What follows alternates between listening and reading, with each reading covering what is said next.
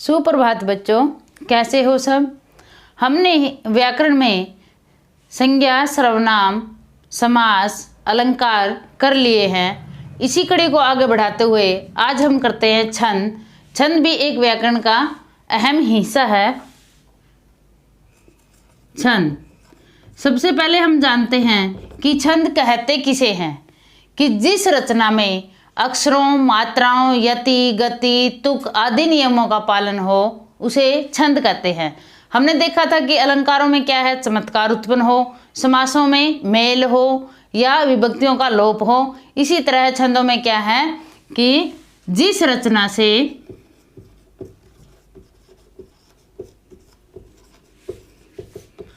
अक्षरों, मात्राओं, यति, गति, तुक आदि नियमों का पालन हो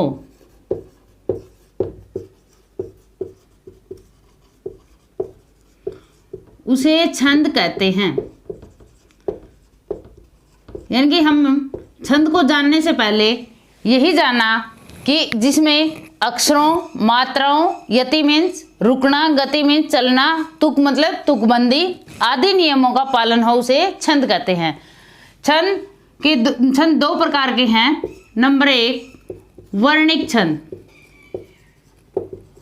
नंबर 2 है मात्रिक छंद। वर्णिक छंद क्या होता है कि जिसमें वर्णों की गिनती हो या वर्णों की ओर ध्यान जाता हो उसे वर्णिक छंद कहते हैं। और मात्रिक छंद क्या है कि जिसमें मात्राओं की गिनती हो और इसे जाति छंद भी कहते हैं। मात्रिक छंद में हम करते हैं दोहा छंद। दोहा छंद जो है ये अर्ध सममात्रिक छंद है। अर्ध सममात्रिक,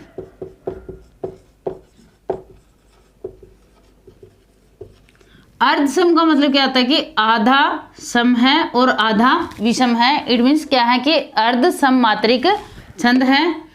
इसमें 4 चरण होते हैं। पहले और तीसरे चरण में 13 मात्राएं होती है।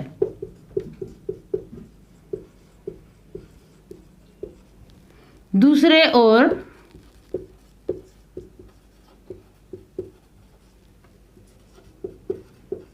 चौथे चरण में 11 मात्राएं हैं।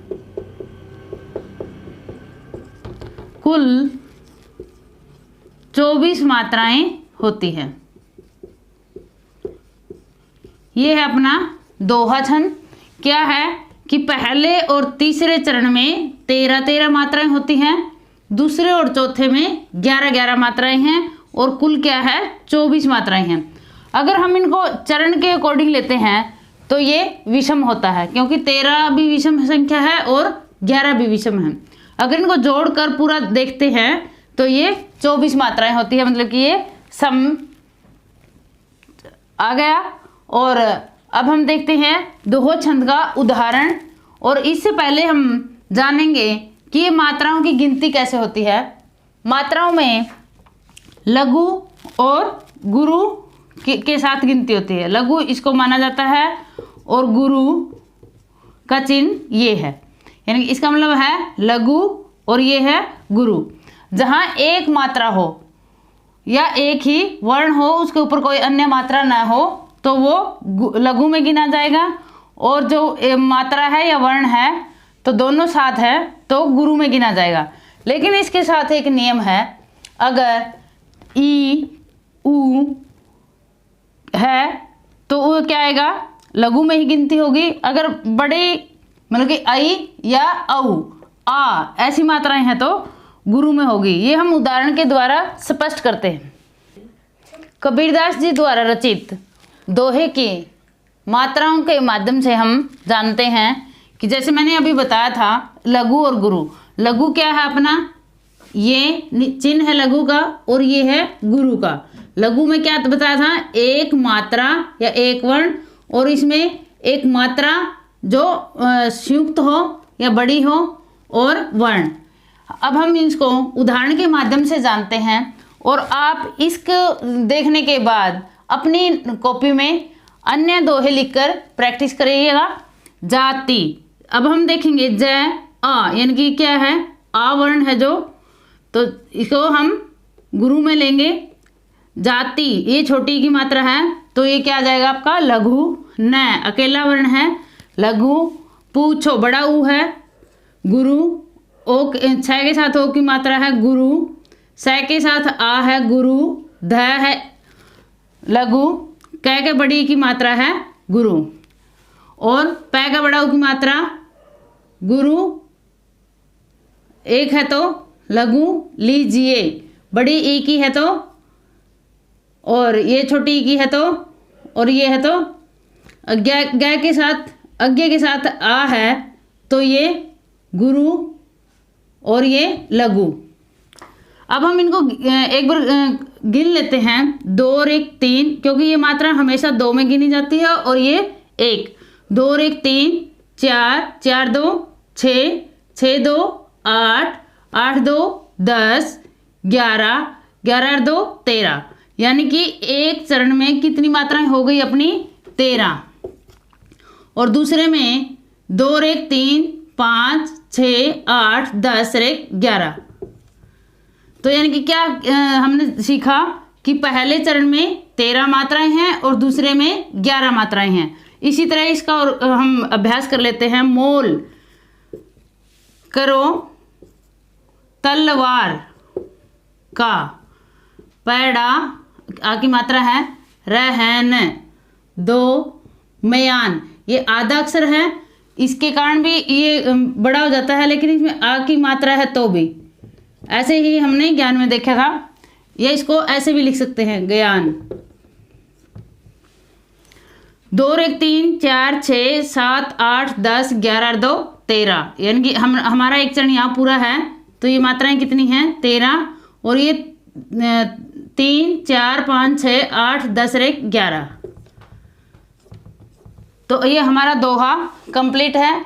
और इसको या मात्राओं को याद रखने के लिए हम कबीरदास जी द्वारा रहीम द्वारा रचे गए जो दोहे हैं उनके ऊपर आप अभ्यास कर सकते हैं। और पेपर में जो पूछा जाता है कि दोहा छंद का लक्षण उदाहरण चिन्ह सहित बताइए। बिल्कुल छोटा सा काम है ये। आप अगर इसको 2-3 बार वीडियो को सुन लेते हो तो आपको अच्छी तरह याद हो जाएगा कि दोहा का परिभाषा हमने क्या जानी थी। इसका लक्षण कि अर्धसममात्रिक छंद 13 और 11 मात्राएं, कुल 24 मात्राएं। पहले और तीसरे चरण में 13 मात्राएं हैं, दूसरे और चौथे में 11 मात्राएं हैं, यानी कि कुल मिलाकर कितनी हुई है 24।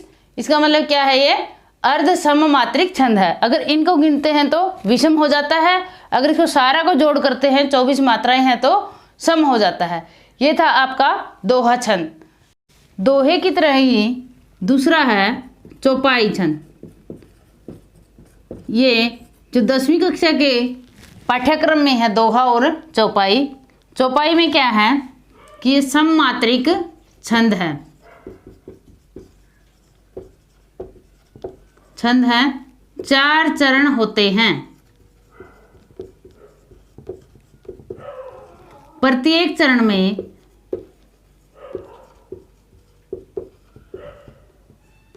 16-16 मात्राएं हैं और अंत में जगण तगण निषेध है, यानी कि वो नहीं होना चाहिए। क्या, जगण और तगण। इसको भी दोहे की तरह ही हम उदाहरण से जानेंगे। उनके ऊपर मात्राओं के बारे में लघु और गुरु जो है वो लगाकर और गिनती करके जहाँ 16-16 मात्राएं होंगी तो वो चौपाई छंद का उदाहरण होता है। आइए देखते हैं हम चौपाई का उदाहरण। चौपाई छंद के उदाहरण में हम वही लघु और गुरु की गिनती करेंगे कि लघु 1 मात्रा और गुरु वही 1 वर्ण और मात्रा। मात्रा कौन सी, बड़ी। कंकन, ये अंक की मात्रा जो है ये इस कै के साथ गिनी जाएगी। और ये लघु, गुरु, लघु, छोटी ई है तो लघु, ये बड़ा ऊ है गुरु, छोटा ऊ है लघु, लघु, लघु, छोटा ऊ, छोटी ई है तो लघु, छोटा ऊ और छोटी ई। क है त, ल ख न, स म, राम, गुरु, मैं, लघु, हृदय, गुनी, ये भी दोनों ये वे हैं। को लघु, गुरु, लघु, क्या 1 और 2 3, 3 और 1 4, 4 और 1 5 अंक की बिंदी है। वैसे ये छोटी की मात्रा है तो गुरु है ये। 1 3 4 5 7 8 10 11 12 13 14 15 16, यहाँ की क्या ये एक चरण पूरा है तो यहाँ कितनी मात्राएं बन गई अपनी 16 मात्राएं। अब यही है, ये सारी की सारी क्या है कि ये लघु है और लघु को एक में ही गिनते हैं। 1 2 3 4 5 6 7 8, 2 है ये, 10 11 12 13 14 15 16, यानी कि दूसरे चरण में भी कितनी बन गई 16 मात्राएं। और ऐसे ही हम इसका देखेंगे। मानहू, मैदन, धुंधुबी, बी छोटी की है तो ये लघु है। धी, धी नहीं, अगर ये बड़ी ही है और ये आधा तो इसी में ही जोड़ा जाएगा, इसका अलग मात्रा नहीं होती। मैं न सा, ये छोटी और ये गुरु, छोटी, ये बड़ी है तो ऐसे आगे। अब हम इनको गिनते हैं। अब हम देखते हैं 2 1 3 4 5 6 7, धुंधुम्बी, ये बिंदी है इसलिए ये मात्रा तो छोटा ऊ की है, लेकिन बिंदी के कारण ये गुरु बन गया है। 2 1 3 4 5 6 7 8 10 12 14 और 16, यानी कि एक चरण यहाँ तक कंप्लीट है तो हमारी कितनी मात्राएं बन गई 16। मनसा, 1 2 4 5 2 7 8 9 10 11 12 14 और 16, तो हमारे क्या है ये 4 चरण हैं और चारों में 16 16 मात्राएं हैं। तो हम यहाँ इन मात्राओं के माध्यम से समझ जाएंगे कि ये चौपाई छंद है। और इसी तरह इनको अन्य चौपाई को लेकर ये मात्राओं का अभ्यास किया जाएगा, तो आपको देखते ही पता चल जाएगा कि ये लघु है या गुरु है और इसकी काउंटिंग कितनी है। धन्यवाद।